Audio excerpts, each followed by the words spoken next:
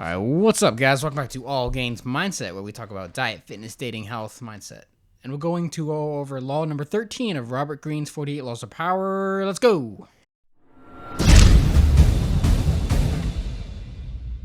right, guys. So, law number 13. When asking for help, appeal to people's self-interest, never to their mercy or gratitude.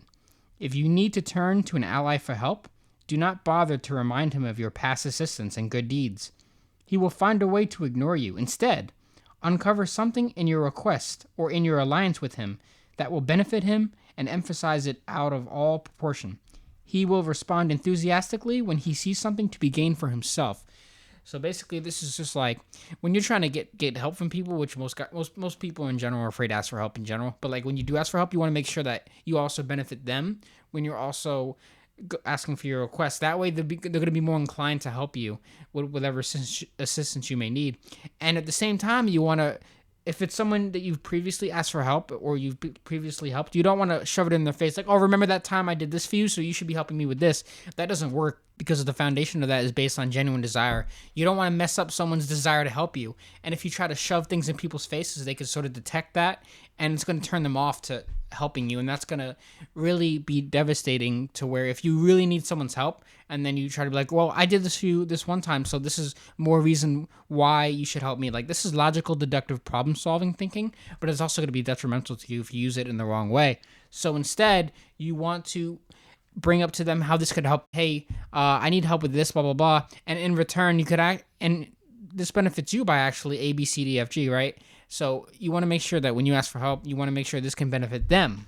Exactly. Then let's go into some of the history that Robert Greene has brought into this law. So he talks about how the Greek city-states of, I'm going to butcher the names, sorry. So Corinth and Corcyra, Corcyra, whatever, they were in a conflict with each other. Pretty much they were at the brink. And so they were trying to get backing from some of the other city-states. And so they both went to Athens, and Athens was one of the main powers of Greece at the time of the city-states, next to Sparta. And so they both have their prime ministers or whoever, their ambassadors, go to Athens to talk to the heads of Athens to see if they will back either of them. And so they went, and so Corcyra admitted to Athens that they had never been allies before, and they've been on opposite sides of conflict. But they come to Athens out of the fear of their city state and want to work with them with some mutual interests. They offered that Corcyra has a really decent navy.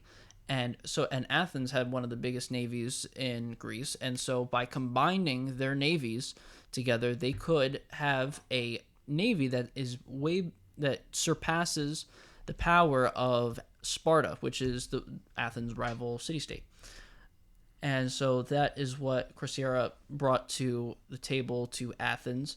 And then Corinth went and they talked about how they have been great allies in the past, and they were worried that Athens would want to work with a former enemy, and how that would look to Athens' other allies by working with an enemy and not with one of their allies, and they wouldn't want the other allies to think that could happen to them as well.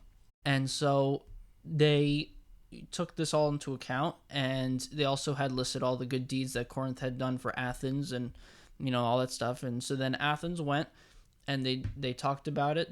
All the people of Athens, they discussed it, and then they came back and they ended up actually going with Corcyra, and for the exact reasons that Andrew was bringing up before, because that Corinth kept talking about all the good things that Corinth had done for Athens and the allies, being an ally of them and all this other stuff. They didn't want to hear any of that. And that's why they went with Corcyra, because they might have been enemies before. They might have not seen eye to eye, but the mutual interest of having a navy that could possibly rival Sparta, got some interest into Athens, and then we're like, maybe that could work. Yeah, you want to be very selective of how you try to ask for help. You want to do it the right way because there is a right way and a wrong way to ask for help. You don't want to come off too standoffish about it, and you want to, appeal to what the other party may want.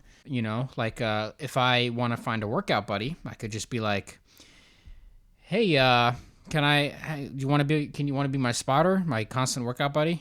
Because I drove you to, remember I drove you to work that one time, so it'd be great if you could just come and spot me all the time. Or that might be a wrong way to do it. You could be like, hey, do you want to be my workout buddy? In return, I'll make sure I spot you, and you'll also get a lot of benefit by having a motivator by your side, and you sort of like remind them that how it benefits them, rather than trying to say, well, I did this, so you should do that. It kind of turns the other person off, as previously mentioned. And, it's very important to be careful how you word things. You want to do it the right way. You want to do it in a more subtle, but humble way. And not, you want to make the other person feel like they'll be doing a good deed by helping you, and also be something in it for them, which will motivate them to help you even more. So you just want to be careful about these certain things. Yeah, you want to make sure that when you need help, right, and you're asking for help from somebody, you need to know and understand something that they have an interest in, and how, where you can help them in the same vein that they can help you. So like in the example of the history, right, they, Corycia told Athens, like, hey, we've been enemies, but if we join together, we got this, we have this big navy. Well, we can have a navy that can, rival Sparta. It'll be great. And that's good for them, right? You got to do something where a